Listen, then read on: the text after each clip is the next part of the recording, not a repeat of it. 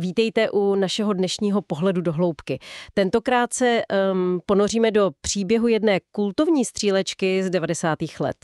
Blood z roku 1977. Přesně. A hlavně teda do té její neuvěřitelně splitité cesty k moderním portům. Není to jen tak ledajaký příběh. To teda není. Je to vlastně docela drama.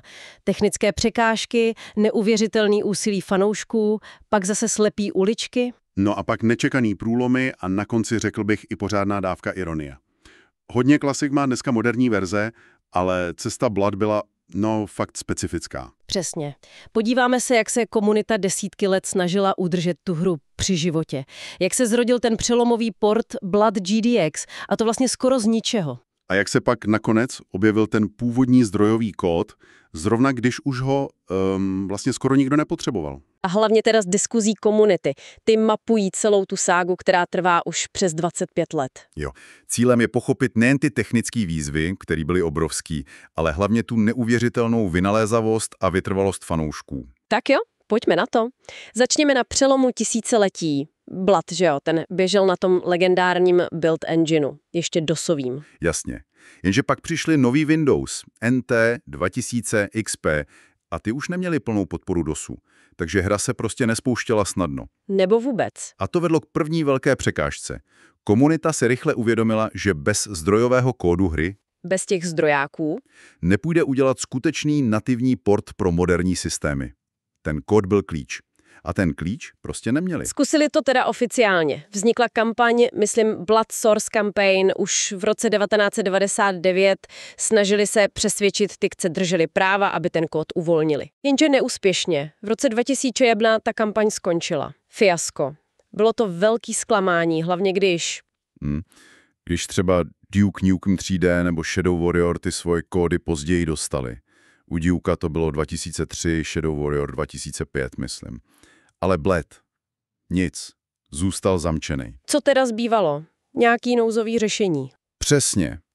Objevily se různý wrappery, třeba GLiDOS pro 3D FX karty, ale to byly spíš takový berličky. A právně dost na hraně. Takže co bylo to hlavní řešení? No, klíčovým se stal až emulátor DOSBox. Ten přišel kolem roku 2002 a ten dokázal nasimulovat celý to starý DOS prostředí. Takže Blood šlo zase hrát, ale mělo to svoje mouchy, že jo? Výkon a... Jo, výkon nic moc a bylo to složitější na nastavení.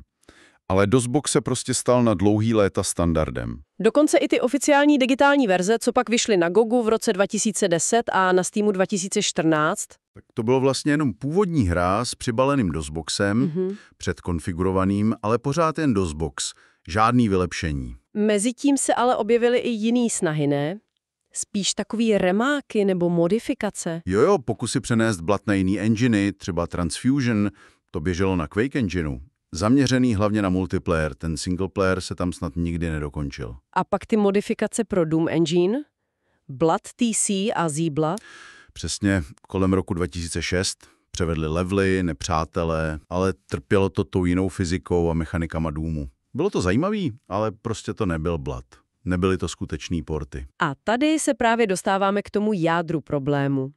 K těm pokusům o skutečný port, ale bez toho zdrojového kódu. Jo. A to samo o sobě ukazuje, jak šíleně náročný to muselo být. Ty první vážnější pokusy o to reverzní inženýrství. Myslíte ten WinBlood nebo Blood 32 od Justina Marshalla? Přesně. Někdy kolem roku 2006. Nebo pak ten Blood Excela od Lucius de Excel. To byly hodně ambiciozní projekty. Snažili se rozebrat ten hotovej, skompilovaný kód hry a vlastně ho znova napsat. Povedlo se jim něco? Marshall u WinBlood dokázal částečně spustit pár úvodních levelů, ale bylo to strašně složitý a nakonec to prostě zamrzlo. Nedostatek času, obrovská obtížnost. Blood Excela taky sliboval hodně, ale nikdy se vlastně nedokončil. Takže to ukázalo hlavně jedno. Bez zdrojáků je to skoro nemožný. Naděje komunity asi dost pohasinala. Vypadalo to tak. Zdálo se, že ten skutečný nativní port Blood je prostě nedosažitelný sen.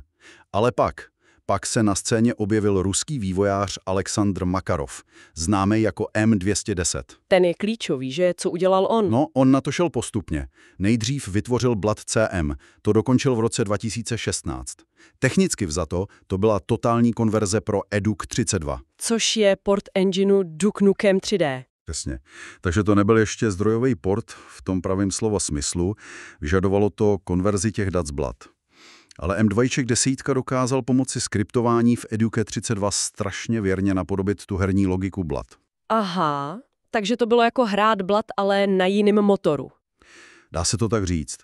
A bylo to obrovský krok vpřed. Komunita byla nadšená, konečně mohli hrát něco, co se Bloodu hodně blížilo, nativně ve Windows, plynulé a dokonce i v kooperaci. Ale pořád to nebyl ten svatý grál, že? Ten skutečný zdrojový port. Přesně. Pořád to běželo na cizím engineu. Mezitím ještě proběhly nějaký ty neúspěšní oficiální pokusy. Jason Hall, zakladatel Monolithu, to zkoušel v letech 2012 a 2016, sondoval zájem. Ale narazil u Atari, že? Ti drželi vydavatelský práva a neměli zájem. Jo. Takže to jen potvrdilo, že jestli má Blood přežít, musí to přijít od fanoušků. No a pak? Pak přišel ten zlom. Jo. Krátce po dokončení Blood CM v lednu 2017 M210 oznámil, že pracuje na skutečném nativním portu. Projekt dostal jméno Blood GDX. Počkat, jak? Jak to dokázal? Ten kód přece pořád nikdo neměl. No právě, to je na tomto fascinující. Byla to kombinace neuvěřitelný píle, talentu a hlavně využití úplně všeho, co bylo k dispozici. Co konkrétně? M210 postavil Blood GDX na 3 pilířích. Za prvý, použil veřejně dostupný zdrojový kód samotného build engineu. Ten už byl venku. Dobře, to dává smysl. Co dál? Za druhý, využil uniklý zdrojový kód Blood Alpha z roku 1996. Ten sice koloval po internetu, ale byl nekompletní, starý, ale přece jen to byla část kódu přímo ze hry. A ten třetí pilíř? Ten musel být klíčový. Přesně. Za třetí, a to bylo to hlavní, provedl masivní vlastní reverzní inženýrství té finální verze hry, toho souboru Plat.exe. Musel prostě rozebat a pochopit, jak fungují všechny ty části herní logiky, který v tom alfa kódu nenašel nebo který byly jiný. Takže on vlastně poskládal puzzle z těch kousků, co měl, a ten zbytek musel vydedukovat, pochopit a znovu naprogramovat. To zní jako detektivní práce na plný úvazek. Je to tak. Úplně neuvěřitelná práce. A aby toho nebylo málo, tak celý ten port napsal v Javě s využitím frameworku libgdx. V Javě? To je dost neobvyklý pro herní porty, ne? Většinou se používá C nebo C++. Je to neobvyklý, ale mělo to výhodu. Java mu umožnila snadnou multiplatformnost. Windows, Linux, Mac OS. A výsledek? Kdy to vyšlo? První veřejná beta Blood GDX vyšla 19. května 2017. A byl to skutečně plnohodnotný source port. Načítal originální datový soubory Blood, ty ART, MAP, RFF soubory a spouštěl hru nativně na moderních systémech. 20 let! 20 let čekání, ta reakce komunity musela být? Exploze nadšení. Absolutní euforie. Všude na fórech lidi psali, čekali jsme 20 let, ale konečně se našel někdo, kdo dokázal to, co nikdo předtím. Byl to obrovský. Jak se port dál vyvíjel? M210 byl neuvěřitelně aktivní. Rychle vydával aktualizace, opravoval chyby, přidával nastavení, vylepšoval plynuvost. Použil vlastní OpenGL renderer Polymost, později i vlastní PolyGDX. Byly tam nějaké kritiky? Třeba kvůli tomu renderu? Někteří puristi trochu kritizovali drobný vizuální odchylky od toho původního softwarového renderu, ale celkově byla kompatibilita skvělá. M210 přidal podporu modifikací, vylepšený zvuk přes OpenAL a v červenci 2018 dokonce funkční online multiplayer, ten Bloodbath. A co ten zdrojový kód samotného Blood GDX? Byl otevřený? Zpočátku ne, a to byla menší kontroverze. Taky se řešilo, že použil části kódu z JF Dukes 3D a EDUC 32. Ale M210 později ten kód uvolnil, myslím v roce 2018 nebo 2019, jako součást širšího projektu Build GDX, který zahrnul porty i pro další build hry. Tím většinu kritiky utišil. Hlavní bylo, že to prostě fungovalo skvěle. Blood GDX se stal standardem. Ale ten úspěch zjevně inspiroval i další, že? Přesně tak. V prosinci 2018, tedy asi rok a půl po Blood GDX, oznámil další ruský vývojář Alexej Nuke IKT Chocholov práci na portu nBlood. Další port. Jaký byl tenhle? Tenhle byl napsaný v C, jako rozšíření portu Eduke 32. Cílem byla hlavně alternativa bez závislosti na Javě a co nejblíž originálu. Takže víc pro puristy. Možná. Zajímavý bylo, že nBlood nabízel jak moderní OpenGL render, tak i ten původní softwarový render. Takže si člověk mohl vybrat, jestli chce moderní grafiku nebo tu absolutně autentickou pixelovatou.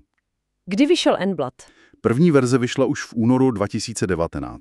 Takže najednou po těch letech půstu měla komunita na výběr hned 2 špičkový fanouškovský porty. To byl luxus. Jak je komunita srovnávala? Začaly debaty. nBlood byl často chválený za možná o chlup věrnější pocit z ovládání myši a plynulost, což bylo daný tím základem v Eduke 32.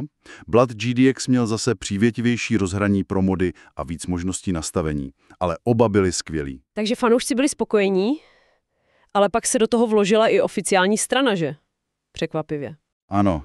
Skoro ve stejnou dobu, kdy se objevil nBlood, v prosinci 2018 přišlo to velké oznámení. Atari a Night Dive Studios chystají oficiální remaster. Blood Fresh Supply. Počkat, takže Atari najednou otočilo a tentokrát už měli ten zbrojový kód? Atari dalo licenci studiu Night Dive, který je známý těma remasterama Classic. Ale ten vtip, ta ironie, je v tom, že ani Night Dive ten původní zdrojový kód neměli. Cože? Jak to tedy udělali? Jejich programátor Samuel Kaiser Villarreal už od roku 2015 pracoval na vlastním reverzním inženýrství Blood. Původně jako neoficiální projekt Blood EX pro jejich vlastní Kex Engine. Takže i ten oficiální remaster vznikl v podstatě úplně stejnou metodou jako ty fanouškovský porty. Monolith a Warner Bros. Tomu pak dali požehnání. To je neuvěřitelný. Takže to byl vlastně takový závod v reverzním inženýrství mezi fanoušky a komerčním studiem. Jak ten Fresh Supply dopadl při vydání? Vyšel v květnu 2019, nabídl ty moderní věci, vysoký rozlišení, podporu DXQ a Vulkanu, oficiální online multiplayer přes Steam a GOG. Cílem bylo jasně zpřístupnit hru širšímu publiku. A co na to ti skalní fanoušci? No, ti byli zpočátku, řekněme, rozpačití. Hra sice běžela plynule, ale hlásili různé odlišnosti od originálu. Třeba, že AI nepřátelé je trochu pomalejší, fyzika se chová jinak, byly tam nějaký vizuální rozdíly, třeba z voxely. Takže takové to je to podobný, ale není to úplně ono. Přesně. Někdo to přirovnával k neoficiálnímu serveru pro WoW. Napodobuje to hru, ale není to 100%. Byla tam i krátká kontroverze, kdy se vývojář Kaiser dost ostře ohradil proti kritice. Podařilo se to najdy vyladit?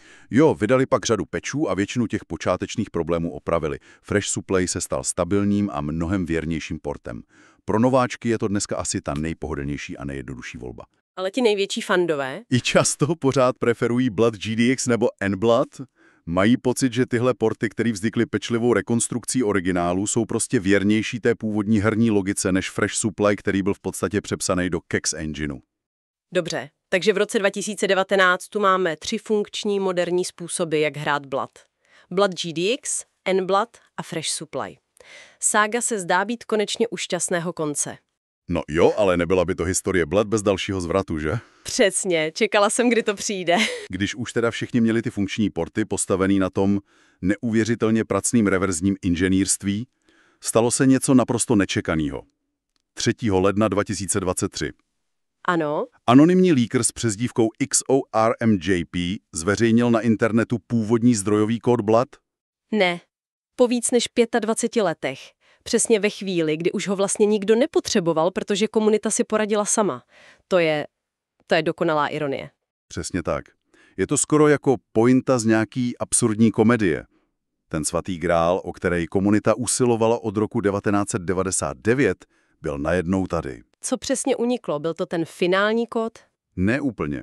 Šlo o ranou verzi kódu z alfa fáze, konkrétně z července 1996, ale obsahovala prakticky kompletní herní kód, dost na to, aby se dalo všechno pochopit. Jaká byla reakce?